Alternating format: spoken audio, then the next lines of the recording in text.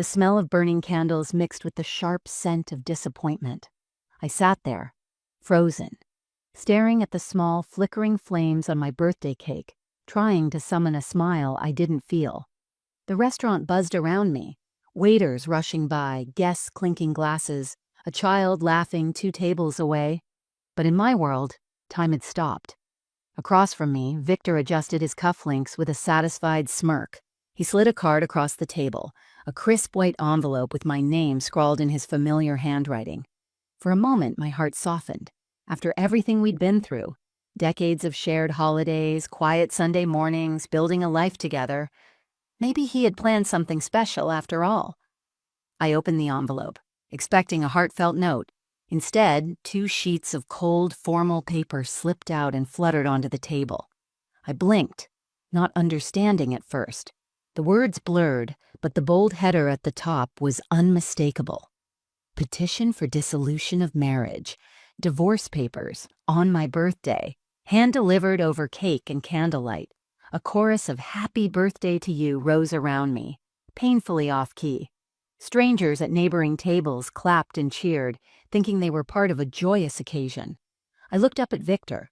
He raised his wine glass in a mock toast, the corners of his mouth twitching with amusement, not an ounce of remorse in his eyes. I felt my hands trembling in my lap. I clenched them together, willing myself not to break, not here, not now. My entire body flushed hot, then ice cold. I wanted to scream. I wanted to cry. Instead, I just sat there, blinking, nodding, pretending I was fine. The candles continued to burn, their wax dripping into the frosting. Someone, a server maybe, urged me to make a wish. I closed my eyes, and I did.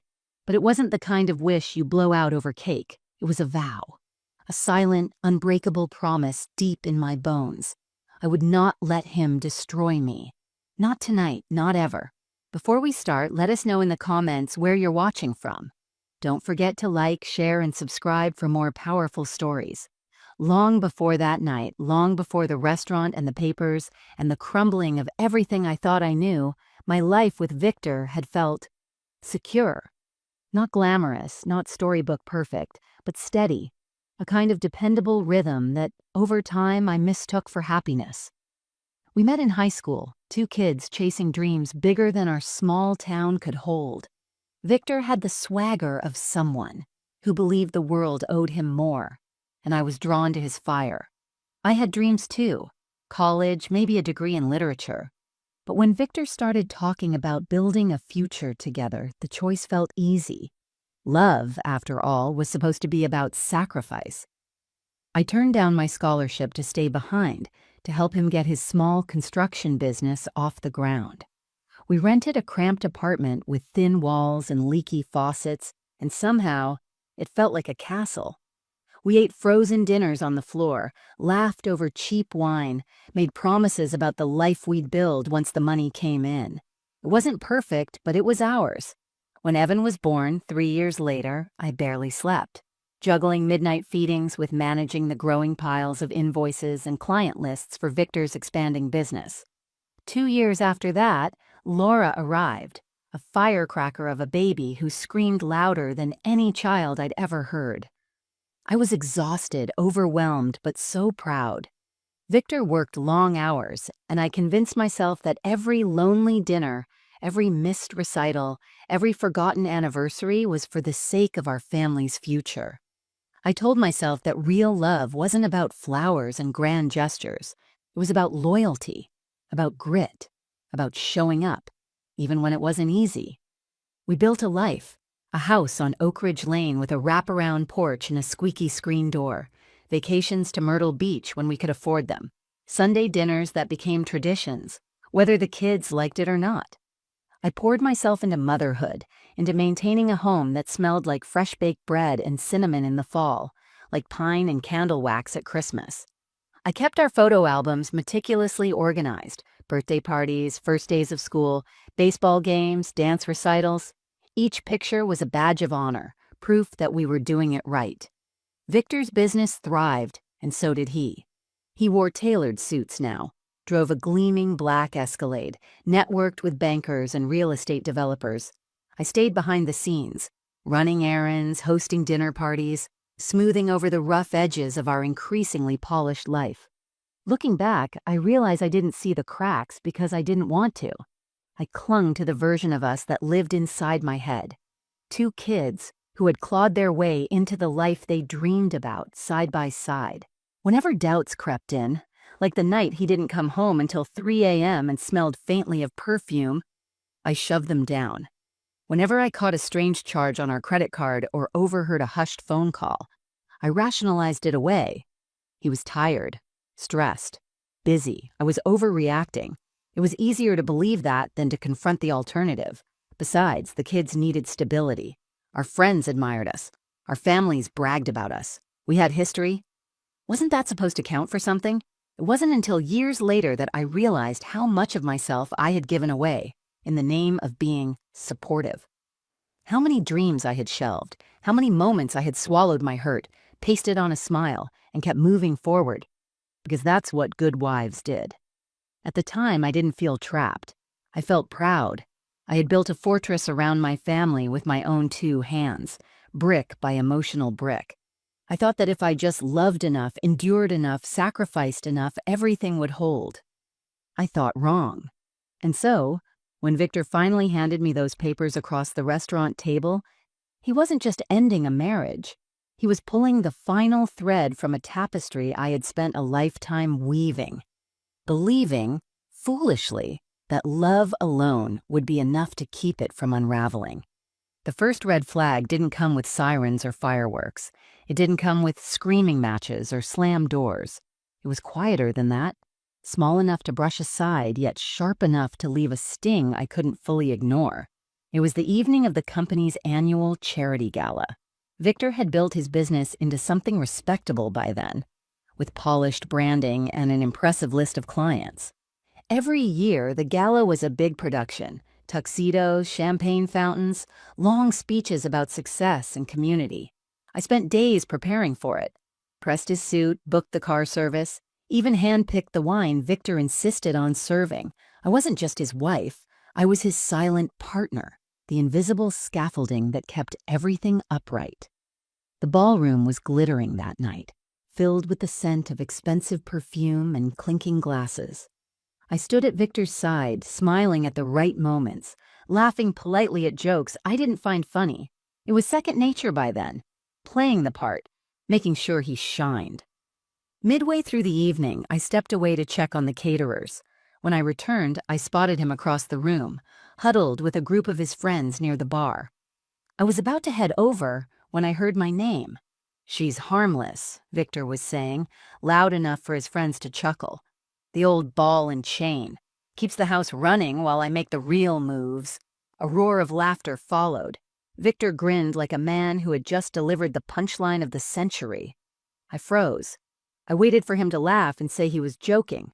I waited for him to soften the blow, to lift his glass and say something kind, something redeeming. But he didn't. He drained the last of his whiskey and turned back to his friends, already moving on to the next story. I stood there, a few feet away, invisible. A vase of roses blocked their view of me, but it didn't matter. None of them were looking. None of them cared. For a moment, I felt my throat tighten. I told myself I was being too sensitive. It was just a joke. Men joke like that all the time. Victor didn't mean it. Still, something inside me shifted. Not like an earthquake, not yet. More like a hairline crack in the foundation. Something small but dangerous, waiting. I tucked the hurt away and forced myself to walk toward him, smiling like I hadn't heard a thing. When Victor spotted me, he threw his arm casually around my shoulders, pulling me into the group like a trophy he had already won and no longer needed to polish. "This is Margot," he said, squeezing my arm, "the brains behind the operation." It sounded complimentary.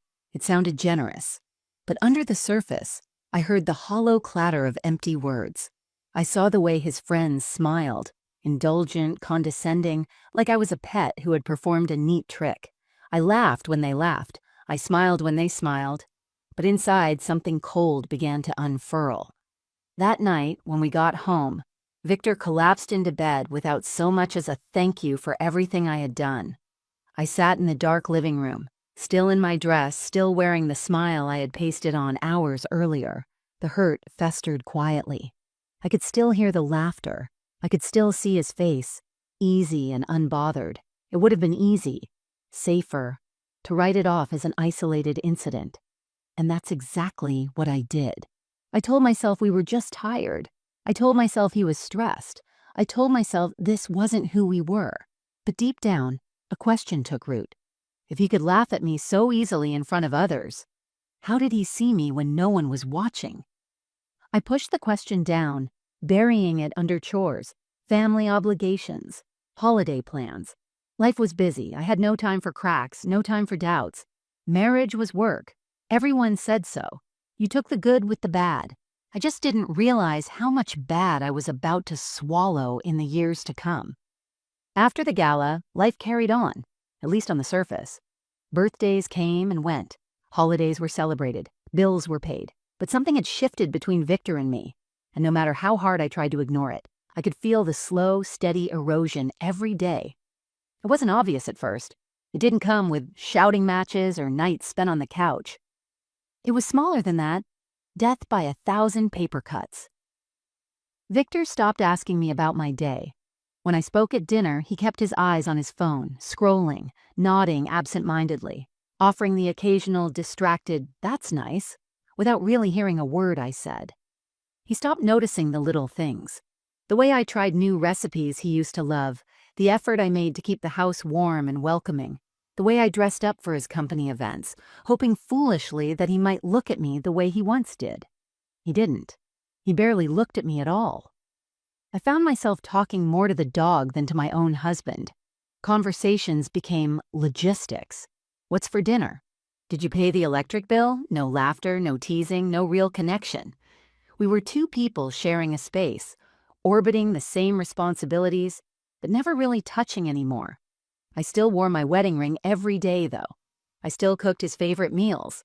I still kissed his cheek when he left for work, even when he barely leaned in to meet me halfway. Because that's what loyalty looked like, wasn't it? You stayed. You worked harder. You didn't give up just because it got hard. One afternoon, I spent hours preparing a special dinner. Victor's favorite lasagna, homemade bread, the good wine we saved for rare occasions. I even lit candles, wanting to recreate the atmosphere we used to enjoy when life was simpler, when just being together was enough. He walked in late, loosened his tie, and surveyed the table without much interest. "Smells good," he said flatly, tossing his keys into the bowl by the door. I waited for him to notice the effort to see me. He didn't. Halfway through the meal, his phone buzzed. Without hesitation, he picked it up, laughing at something on the screen. When I asked who it was, he shrugged. "Just work stuff. You wouldn't understand." Work stuff. That phrase became a wall between us, a place he could retreat where I wasn't welcome. Another night, I suggested we go away for the weekend, just the two of us. Victor barely looked up from his laptop. "I'm swamped," he said. "Maybe another time." Another time never came. At family gatherings, I watched him light up when talking to Evan and Laura, to friends, to neighbors. He was charming, animated, full of life. But when he turned to me, the light dimmed. I felt like a piece of old furniture, something useful but no longer exciting, something taken for granted. Sometimes, late at night, I would lie awake and stare at the ceiling, wondering when exactly I had become invisible. Was it 5 years ago? 10? Had I ever really been seen at all? I started second-guessing myself in small ways. Maybe I wasn't interesting enough. Maybe I wasn't pretty enough. Maybe I hadn't done enough to keep him happy. I didn't realize it then, but that was the real damage. Not the neglect itself, but the way it made me turn the blame inward, as if his coldness was my fault. Still, I soldiered on. I told myself it was a rough patch. I told myself every marriage went through phases. After all, we had built a life together. We had history. We had memories. Surely that was worth fighting for. Surely the man I married was still somewhere under the detached stranger, sitting across the dinner table. I clung to hope the way a drowning person clings to driftwood. I convinced myself that if I just held on long enough, if I just loved him hard enough, the tide would turn. But tides don't turn because you wish them to. They turn because the moon pulls them, and Victor's moon had long since shifted away from me, quietly, permanently, without a backward glance. It happened one afternoon at a backyard barbecue Victor insisted we host for his business partners and their families. The kind of event where the men clustered around the grill with beers in hand, talking shop, while the women swapped recipes and made polite conversation over folding tables weighed down with plastic bowls of potato salad. I spent days preparing for it, marinating the ribs, setting up the lawn games, polishing the old serving trays that hadn't seen the light of day since Evan's high school graduation. Even Laura, home for a rare visit, pitched in, stringing up fairy lights along the fence and arranging fresh flowers in mason jars for centerpieces. I told myself it was worth it, that maybe if everything went perfectly, Victor would notice me again, that maybe he would smile at me across the yard the way he used to when we were younger, before success and busyness dulled the edges of who we were. The afternoon started well enough. The sun was warm, the laughter easy. Victor held court near the grill, flipping burgers and ribbing his friends like a man without a care in the world. I stayed busy, weaving between groups, refilling drinks, refreshing the platters, making sure everyone felt taken care of. At one point, Victor's longtime accountant, Debbie, a sharp young woman with high heels and a laugh that carried across the lawn, sauntered over to the grill. She leaned in close, whispering something that made Victor throw his head back and roar with laughter. I watched from the patio, my hands still sticky with barbecue sauce, a knot forming in my stomach. Victor called for everyone's attention, tapping a fork against a beer bottle. The chatter died down as all eyes turned to him. "Before we dig into these ribs," he began, grinning broadly, "I just want to raise a glass." He held up his beer and the crowd followed suit. "I owe a huge thanks to the woman who keeps me sane, keeps the business running smoothly, and keeps my head screwed on straight." A small ripple of applause started. I smiled, a blush creeping into my cheeks. Maybe, just maybe, he was about to acknowledge me, to recognize everything I had done behind the scenes. Victor turned and lifted his glass high. "To Debbie," he said, "the real MVP." The crowd erupted in cheers and whistles. Debbie covered her mouth with mock humility, laughing like a woman who had just won an award she hadn't even campaigned for. I stood there, frozen, the smile slipping off my face so fast it hurt. Someone patted me on the back without looking at me, mistaking me for just another bystander. No one noticed my silence. No one saw the way my hands trembled as I wiped them on my apron, trying to keep my composure. It wasn't just the toast. It was the way Victor beamed at her, a light in his eyes I hadn't seen directed at me in years. It was the way Debbie tucked her hair behind her ear and leaned into his attention, knowing exactly how much power she held. I excused myself quietly, weaving through the crowd past the folding chairs and citronella candles, into the kitchen where I could be alone. I pressed my back against the cool tile wall, willing the tears not to fall. The sounds of the party floated in through the open windows, the clink of bottles, the low thrum of music, Victor's laugh carrying above it all. I had hosted this party. I had marinated the ribs. I had scrubbed the house until it shined, and somehow I had disappeared completely. When I finally returned to the yard, no one noticed I had been gone, not even Victor. Later, after the guests left and the house was quiet again, I found Victor on the couch, half asleep, the television flickering in front of him. "You embarrassed me today," I said quietly, standing in the doorway. He didn't even look up. "Don't be so sensitive, Margot. It was just a joke." A joke, like the one at the gala, like all the other small, slicing jokes he thought were harmless but left wounds no one could see. I stood there for a long time, watching him drift into sleep, his face slack and unbothered, and something hardened inside me. It was a quiet shift, not anger, not revenge, just a dawning realization that I had been standing alone in this marriage for far longer than I had admitted, even to myself. My 62nd birthday arrived on a Thursday.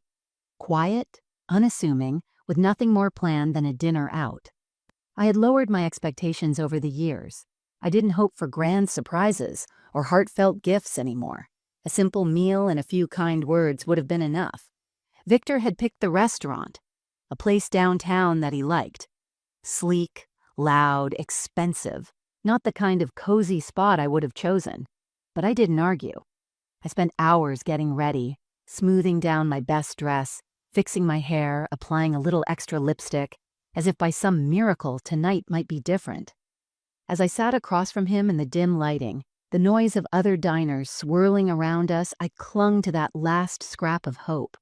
Maybe he'd say he remembered. Maybe he'd say he appreciated everything I had sacrificed. Maybe. Victor was polite enough at first. He ordered the wine without asking what I wanted. He talked about a new real estate deal, barely pausing to ask about my day. I nodded, smiling, sipping my drink, waiting for the moment when he would shift the conversation, when he would look me in the eyes and remember why we were really there. It never came.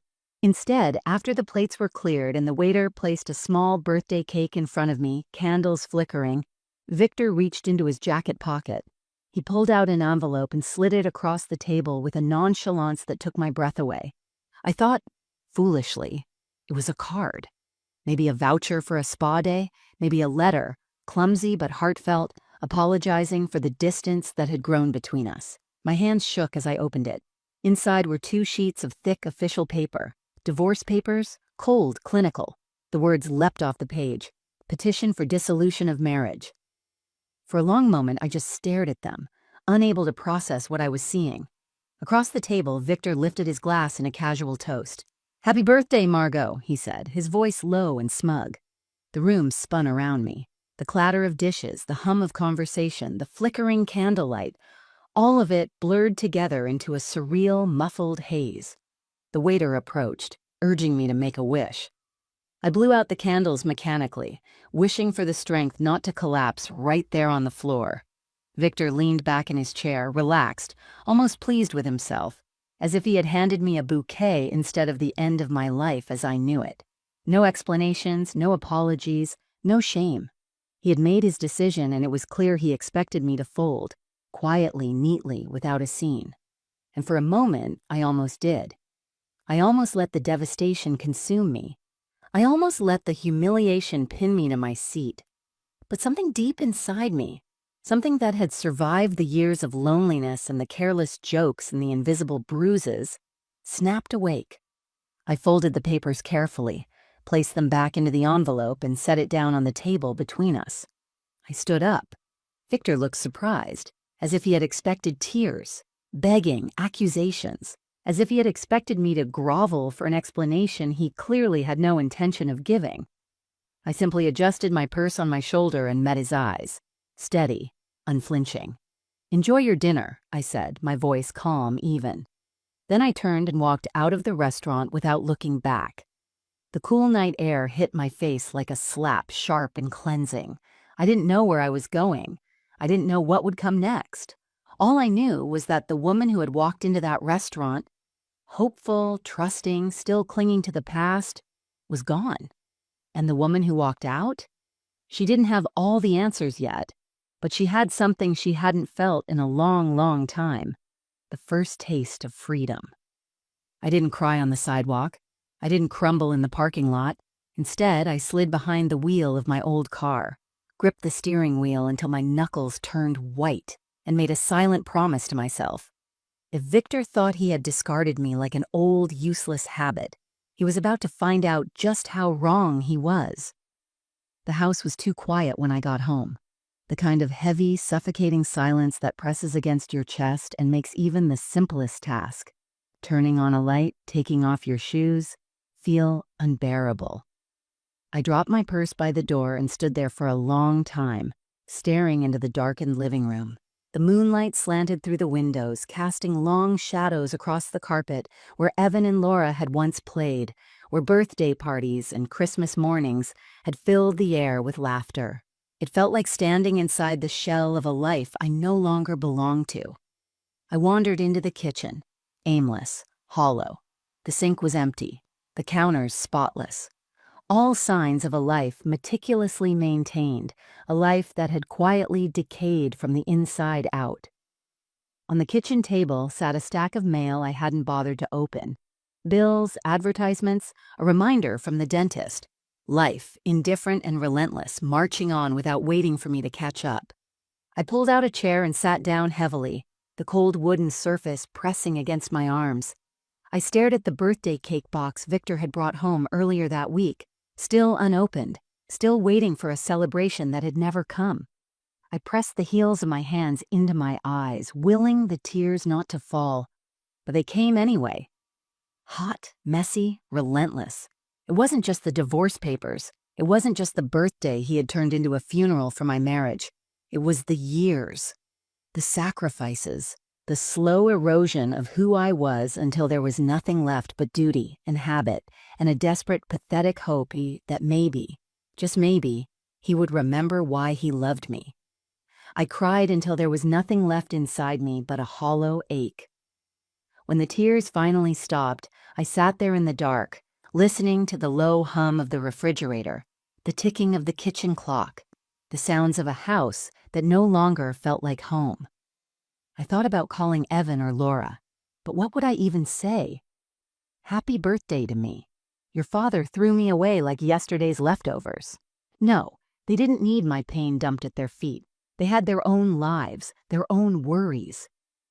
I was alone, and for the first time, the weight of that loneliness crushed me. I pushed away from the table and stumbled upstairs to the bedroom Victor and I had once shared. The bed loomed large and empty, an endless expanse of cold sheets and broken promises. I curled up on my side, pulling the covers over my head like a child hiding from monsters, though the real monster had already shown his face, and it looked nothing like the stranger under the bed. It looked like Victor. It looked like the man I had loved, trusted, built my world around. I squeezed my eyes shut, trying to remember when the shift had started, when love had curdled into resentment, when tenderness had been replaced by duty. There was no single moment, no neat, tidy explanation, just a slow, cruel unraveling. And now, here I was, 62 years old, abandoned, disposable, with nothing to show for a lifetime of loyalty but a crumpled envelope and a signature waiting to be scrawled at the bottom of a legal form. I drifted in and out of sleep that night, nightmares chasing me down endless corridors of empty houses and cold stairs.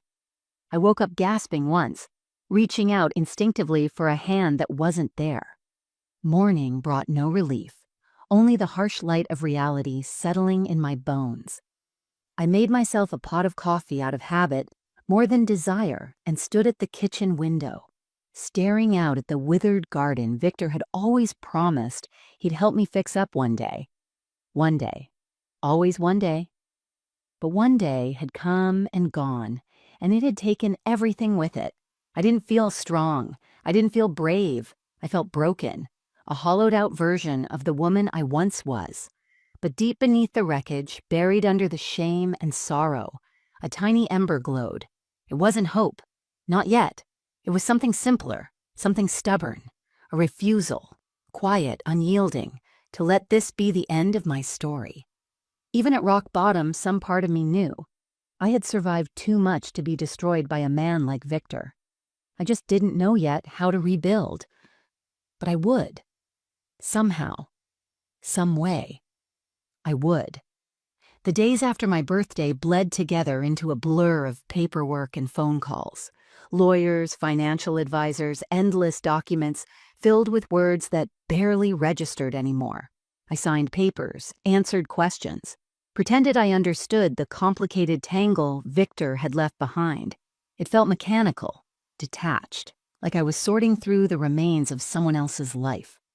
One afternoon, while digging through a battered filing cabinet in the home office, I came across Victor's old laptop. It was an ancient thing, heavy, scratched, dusty, shoved into the back corner behind stacks of outdated tax returns and forgotten insurance policies. I almost ignored it, almost left it buried there, just another relic of a life I didn't want to pick apart anymore. But something made me pull it out. Maybe it was curiosity. Maybe it was anger. Maybe it was the stubborn little voice inside me that had started whispering, "Don't let him get away with this." I plugged it in. The screen flickered to life with a low hum, and there it was.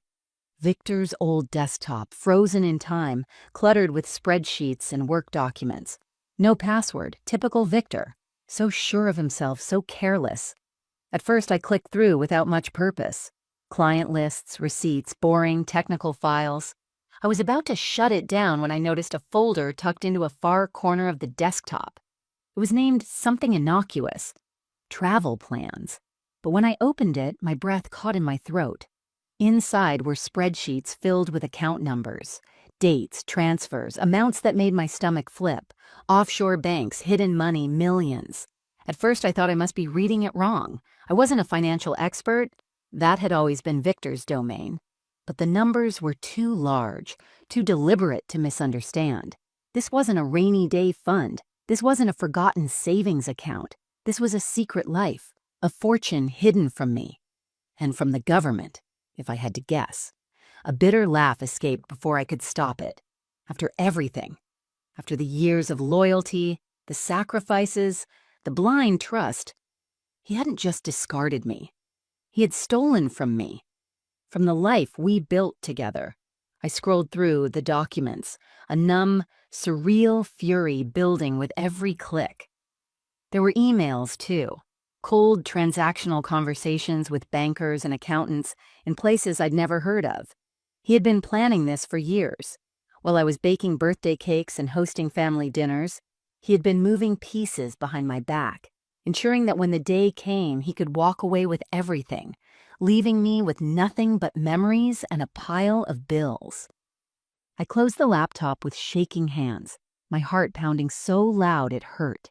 For a long time, I just sat there, staring at the closed machine, feeling the weight of the betrayal settle deeper into my bones. It wasn't about the money, not really. It was about the choice he had made, the decision to erase me, to rob me not just of our shared future, but of my dignity, my worth. I thought about the woman he had toasted at the barbecue, the way he had laughed at my expense at the gala, the way he had handed me divorce papers like a cheap afterthought.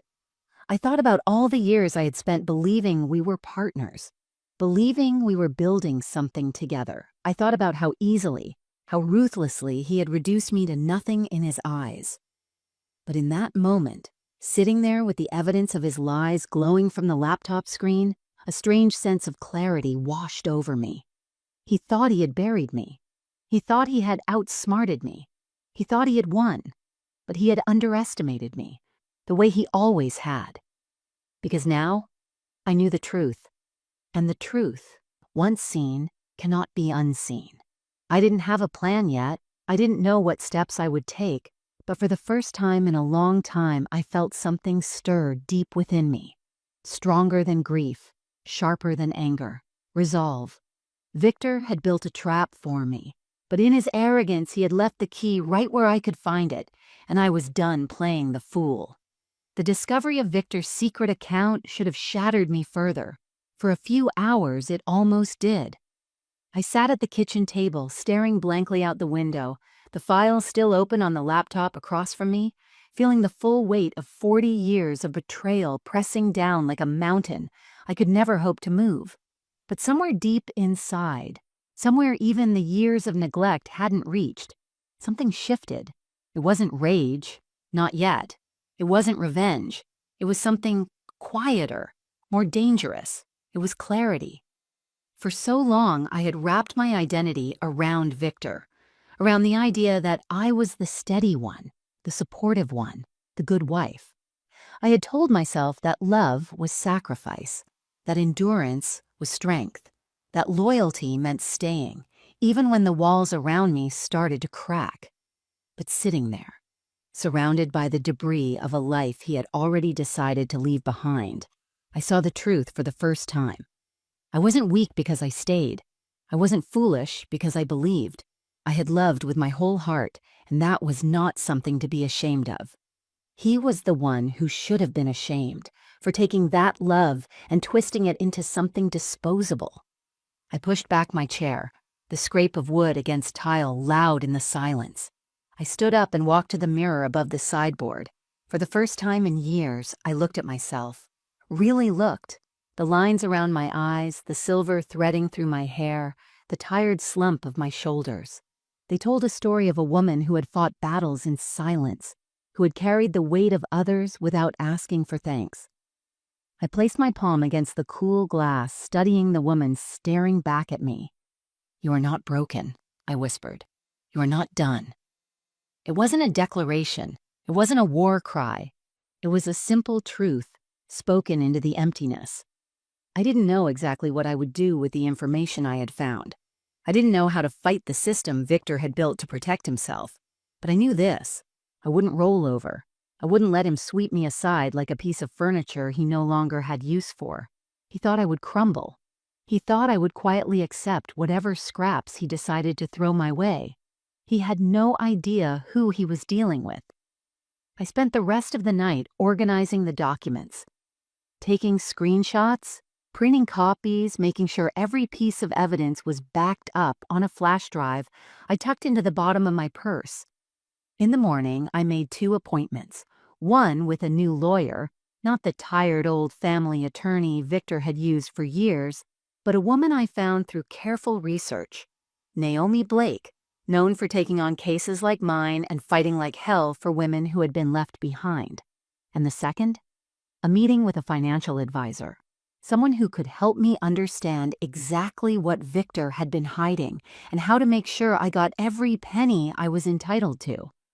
I moved through the motions with a calm I didn't recognize. Not hurried, not frantic, just steady, deliberate. For the first time in what felt like decades, I was making choices for myself. Not for Victor, not for the kids, not for the sake of appearances, for me. Later that evening, as I sipped a cup of tea on the back porch, wrapped in an old quilt, I watched the sun dip behind the trees, painting the sky in streaks of gold and crimson. It was a small moment, a quiet one, but it felt like a beginning. For years, I had been waiting for Victor to see me again, to choose me again, to remember the woman he had fallen in love with, but I finally understood. I didn't need him to see me. I needed to see myself, and now, for the first time in a long time, I did, not as a wife, not as a victim, but as Margot, a woman who had survived, a woman who was just getting started. I didn't tell anyone what I had found, not Evan, not Laura, not my closest friend Cheryl, who had been calling nonstop since hearing about the divorce. There was no point in stirring up sympathy or outrage. Victor didn't deserve my tears anymore, and he certainly didn't deserve to know what I was planning. The morning after my meetings, I woke up early, pulled on a simple black sweater and slacks, and drove across town to Naomi Blake's office. The building wasn't flashy, no marble floors or gleaming fountains like Victor's lawyer preferred. It was solid, practical, quietly confident, just like the woman who greeted me. Naomi was in her early 40s, sharp-eyed, efficient, and radiating the kind of energy that said she didn't suffer fools easily. She listened without interrupting as I laid out everything: the divorce, the years of neglect, the offshore account Victor thought was so well hidden. When I slid the flash drive across her desk, Naomi didn't flinch. She simply plugged it into her laptop, scanned the files quickly, and nodded. "You have a strong case," she said. Stronger than I had dared to hope, stronger than Victor would ever see coming. Over the next few weeks, Naomi and I worked quietly, methodically. She filed motions. She requested financial disclosures. She prepared documents so precise, so airtight, that even Victor's expensive lawyers would struggle to poke holes in them. Meanwhile, I stayed silent. I played the part Victor expected. The abandoned wife licking her wounds, too broken to fight back. I answered his occasional smug texts with one-word replies. I showed up to mediation sessions dressed simply, speaking little, letting him believe I was lost, defeated. Every polite nod, every tight smile was a brick in the wall I was building between us, a wall he wouldn't even realize existed until it was too late. I also started putting my own affairs in order. I opened a separate bank account. I met with a real estate agent about selling the house. should it come to that. I made a list of all the things Victor had convinced me I couldn't handle on my own. Taxes, investments, home repairs. And one by one, I learned them. I was done being helpless. I was done outsourcing my life to a man who had shown me just how little he valued it. Victor, of course, remained oblivious. At one mediation session, he leaned across the table with a smirk and said, "No hard feelings, Margot. We'll get you a little something to live on. I'm not a monster." I smiled sweetly. "Of course," I said. Inside, I was already picturing the offshore account being dragged into the light, every hidden dollar accounted for, every lie crumbling into dust.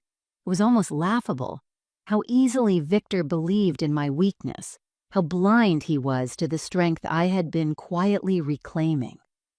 I thought about all the times he had dismissed me with a wave of his hand, all the times he had laughed at my expense, all the years he had counted on my silence, my patience, my willingness to carry more than my share of the burden. He didn't realize the patience he had depended on all these years was the very thing that would undo him. I moved through my days carefully, like a chess player maneuvering pieces across a crowded board. Small steps, precise moves, no announcements, no grand gestures, only quiet, steady progress. I learned how to be strategic, how to listen more than I spoke, how to recognize the difference between making noise and making impact. And I realized something. Power doesn't always come from shouting the loudest or moving the fastest. Sometimes, real power comes from waiting, from watching, from knowing exactly when and how to strike. Victor thought he had won. He thought the divorce was a formality, a rubber stamp on a decision he had already made. He had no idea that while he was basking in his imagined victory, the ground beneath him was quietly shifting, pulled away by the very woman he had underestimated one too many times. And when it gave way, when everything he had tried to protect crumbled at his feet, I would be standing there, not as the woman he discarded, but as the woman who had outsmarted him at his own game, silently, patiently, completely. The shift didn't happen all at once. It started subtly, in ways Victor probably didn't even notice at first. A tone change in my emails, a new firmness in my voice during our brief interactions, a calm, unshakable quiet that didn't match the woman he thought he had left behind. Victor had always been comfortable around my silence. He mistook it for weakness. But now, that silence wasn't passive. It was charged. It was deliberate. At one mediation meeting, while Victor's lawyer droned on about asset division, I sat still, hands folded neatly in my lap, letting Naomi speak for me. Victor kept darting glances my way, expecting, maybe even hoping, for the emotional outbursts, the pleading, the cracks in my composure he had grown accustomed to. But there were no cracks, no demands for explanations, no desperate questions. Just a quiet, steady presence that unsettled him more than any shouting match could have. He started to fidget. He interrupted his own lawyer mid-sentence. He leaned forward, voice rising slightly, throwing out patronizing offers. "Margot can keep the house. I'll be generous. She deserves something for all the years." Naomi remained calm, declining every offer without emotion. She made no counteroffers, no concessions.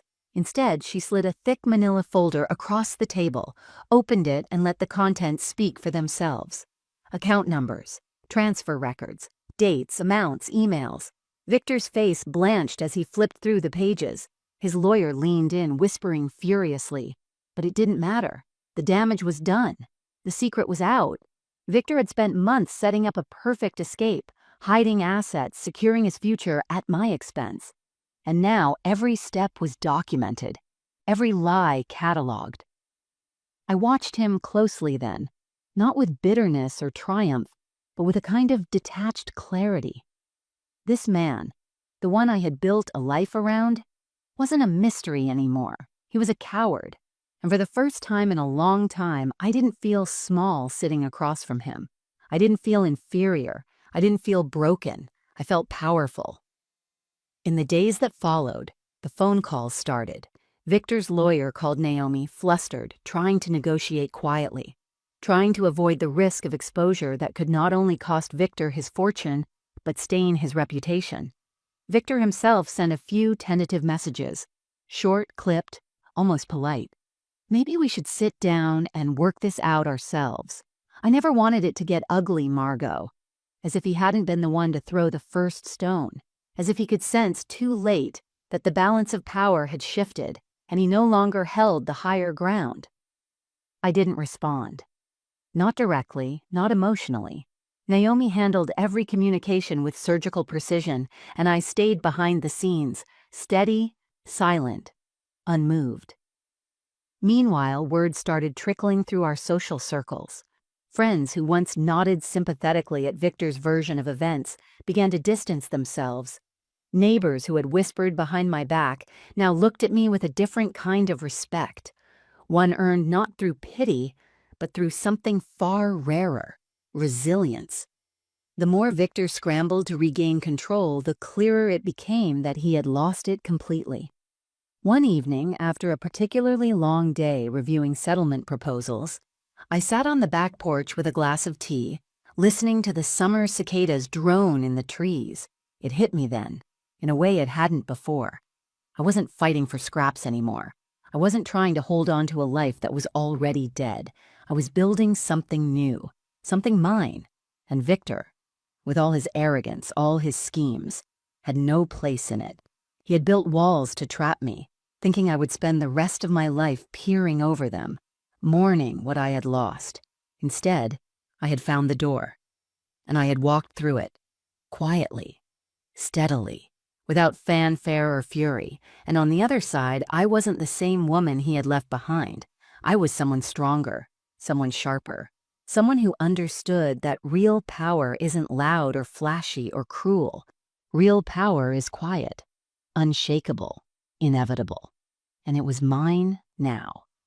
The confrontation didn't happen with shouting or slamming doors or bitter accusations. It happened in a conference room under fluorescent lights with polished oak tables and uncomfortable chairs, the kind of setting designed to sap emotion out of even the most personal battles. Victor sat across from me, his lawyer to his right. He wore a navy blazer, no tie, a smirk pulling at the corners of his mouth like he was still convinced he could charm his way out of the mess he had created. Naomi sat beside me, calm, her briefcase neatly organized. Everything we needed was already laid out. Evidence, legal arguments, financial disclosures. But I wasn't relying on documents to deliver the final blow. Today, I would speak for myself. The mediator opened the meeting with formalities, explaining the agenda, the terms we would be discussing. I barely heard him. My focus was on Victor, and on the moment that had been building quietly, steadily, with every careful step I had taken since that night at the restaurant.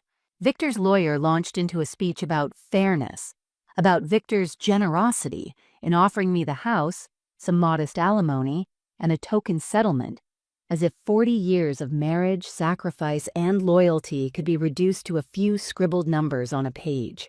Naomi let him finish, then she slid a thick folder across the table without a word.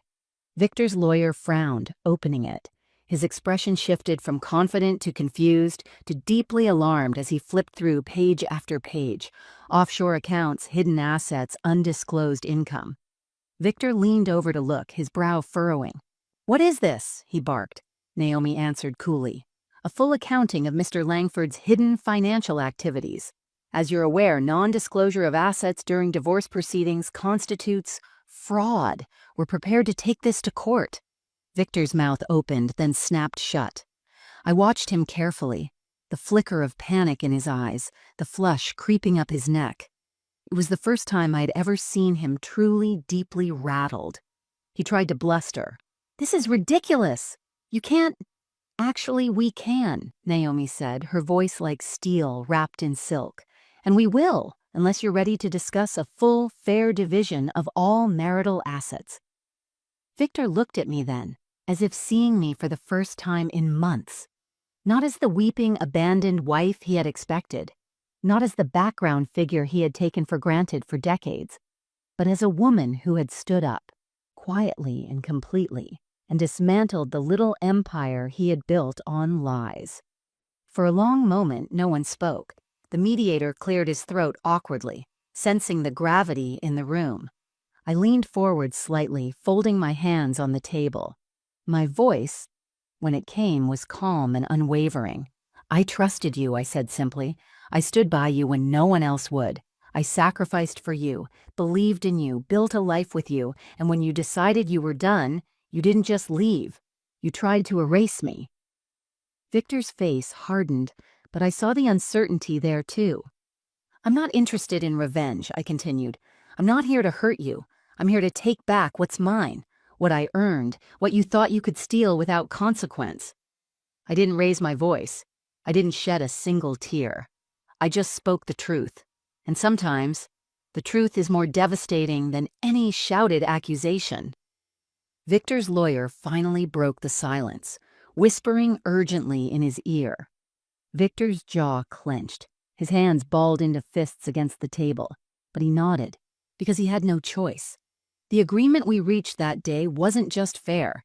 It was a complete dismantling of Victor's plans. Every hidden asset, every penny squirreled away overseas, every lie he thought would remain buried, all of it brought into the light, all of it divided, legally and permanently. When the paperwork was signed, Victor pushed back from the table roughly and stormed out without a word. No apology, no farewell, just the hollow sound of defeat following him down the hallway. I gathered my things slowly, breathing deeply. It was done, not with fireworks, not with drama, but with quiet strength, deliberate action, and an unshakable sense of self that Victor could never touch again. As I stepped out into the afternoon sun, a soft breeze lifted my hair, and for the first time in a very long time, I felt weightless. Not because someone else had saved me, but because I had saved myself. For a few weeks after the settlement, life felt oddly still. No more legal documents arriving in thick envelopes. No more tense meetings in stiff conference rooms. No more Victor looming over my days like a dark cloud. It was over, or so I thought. One afternoon, about a month after the final papers were signed, I received a call from Naomi. Her voice was calm, but carried an edge of restrained excitement. "Margot," she said, "there's something you need to know." Apparently, during the investigation into Victor's offshore accounts, additional discrepancies had been uncovered. Discrepancies serious enough to trigger interest from federal authorities. Victor hadn't just hidden money from me. He had hidden money from the government, tax evasion, fraud, money laundering. It turned out Victor's elaborate schemes, the ones he had built so carefully, the ones he was so sure would secure his future, had unraveled under the same spotlight he had forced me to turn on. Naomi explained it all clinically, efficiently.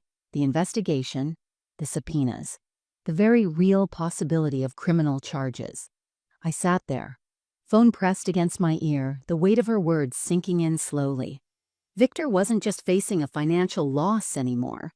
He was facing public humiliation, potential prison time, a complete and total fall from grace.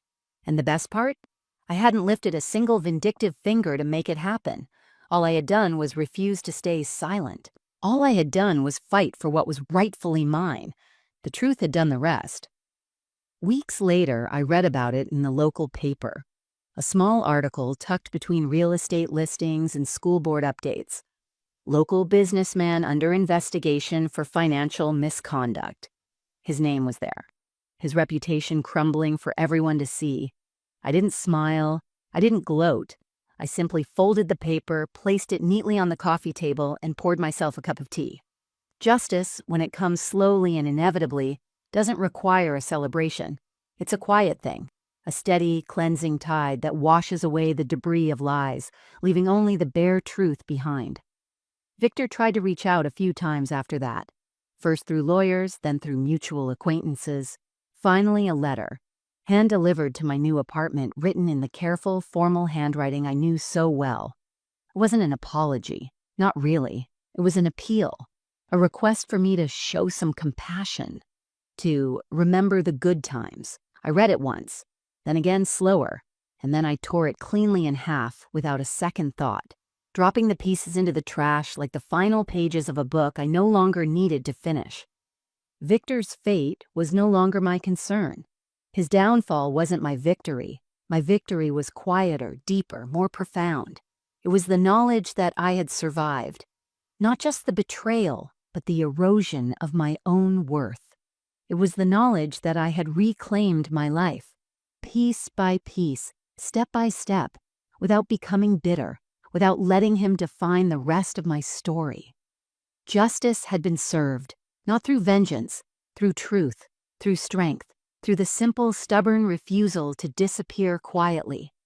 As I stood by the window of my new home, watching the world move on outside, children racing past on bicycles, an elderly couple walking hand in hand, I felt a peace I hadn't known in years. Victor's empire built on lies was crumbling, but my life was just beginning. Not built on someone else's dreams, not tethered to someone else's approval, built by me, for me. And that, I realized, was the greatest justice of all. It was a Sunday morning when Evan called. I was sitting on the back porch of my new apartment, a cup of coffee warming my hands, watching a light breeze stir the autumn leaves scattered across the lawn. The world was quiet, calm, a peace I had fought hard to find. The phone buzzed against the small patio table. When I saw his name flash on the screen, my chest tightened. It had been weeks since I had heard from Evan. Months since our conversations had been more than surface-level updates. Years since I had felt anything close to real closeness with my son. For so long, I had been the steady presence he could take for granted, the reliable figure always sitting quietly in the background. Now, with everything that had happened, I wondered if there was anything left between us worth salvaging. Still, I answered. "Hi, Mom," Evan said, his voice softer than I remembered. "Hi, sweetheart," I replied, keeping my tone even, guarded but not cold. There was a long pause filled with the kind of unspoken words that gather between people when too much time and hurt have gone unaddressed. I've been meaning to call," he said finally. "I heard about everything." Of course he had. Victor's fall from grace had been quiet but thorough, and news traveled fast in our circles. "I'm sorry," Evan added quickly, "for not being there, for not seeing it." I closed my eyes for a moment, letting his words settle. Apologies are strange things. They don't erase the past. They don't stitch up the wounds. But sometimes they acknowledge the hurt in a way that allows healing to begin. "I appreciate that, Evan," I said. Another pause. "I guess I always thought, you and Dad were fine," he admitted. "You never said anything, you never showed." His voice trailed off, guilt heavy between the words. "I didn't want you to see," I said gently. "You and Laura had your own lives. I didn't want to burden you with my pain." He was quiet for a long time. "I should have noticed," he said finally. Maybe not. The truth was, I had become so skilled at hiding the cracks that even those closest to me couldn't see them. And part of me had clung to the illusion too, because admitting how bad things had gotten would have meant admitting that the life I fought so hard for was crumbling. "You were busy living your life," I said. "And that's what I always wanted for you." It wasn't a lie. I had wanted my children to have the freedom I had denied myself. I just hadn't realized how lonely it would feel, standing alone at the end of it all. "I want to see you," Evan said suddenly. "Can I come by?" I hesitated. The old Margot, the one who had defined herself by the happiness of others, would have said yes immediately, eager to bridge the gap, to rebuild the family at any cost. But the woman I had become, the woman forged in the fires of betrayal and self-reclamation, needed a moment. I didn't need Evan's approval to feel whole. I didn't need anyone's. Still, there was a part of me that missed my son. Not out of desperation, not out of neediness, but out of a quiet, hopeful love. "Of course," I said. "Come by this afternoon. I'll make some coffee." When he arrived, he stood awkwardly on the porch, a bouquet of sunflowers clutched in his hand. Bright, hopeful, a little clumsy, just like the boy he had once been. I took the flowers with a small smile and ushered him inside. We talked for hours about his work, about Laura and her new promotion, about little, unimportant things that didn't need fixing. He didn't push for details about Victor. He didn't ask for the full story, and I didn't offer it. Because the truth was, I didn't need to explain my survival to anyone. Evan wasn't there to rescue me. He wasn't there to fix anything. He was simply there, reaching out, imperfectly, honestly. And that was enough. When he left, promising to call more often, I stood at the door and watched him walk away, feeling a gentle peace settle over me. I didn't need to cling to him. I didn't need to hold on too tightly. I had built a life that stood firmly on its own, and the people who came back into it, like Evan, were welcome. But they were no longer my foundation. I was. A year later, on the morning of my 63rd birthday, I woke up to the sound of seagulls crying overhead and the soft murmur of waves rolling against the shore. The new house wasn't large, 2 bedrooms, modest but bright, perched on a quiet stretch of coastline. But it was mine. Completely mine. Bought with the settlement Victor had once tried to deny me, funded by the very secrets he thought would protect him. The irony wasn't lost on me. I rose slowly, savoring the morning sun pouring through the open windows, the salty breeze fluttering the white curtains like lazy hands reaching inside. Gone were the heavy drapes and dark furniture of the life I had left behind. This home was filled with light, soft colors, second-hand treasures I had lovingly restored, and walls lined with books and photographs that made me smile every time I passed them. There was no one here to rush for, no one to clean up after, no expectations weighing me down, only peace.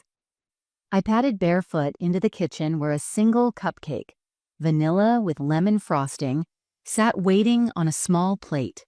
No big party, no expensive dinner, no grand gestures, just a quiet celebration of survival, of rebirth.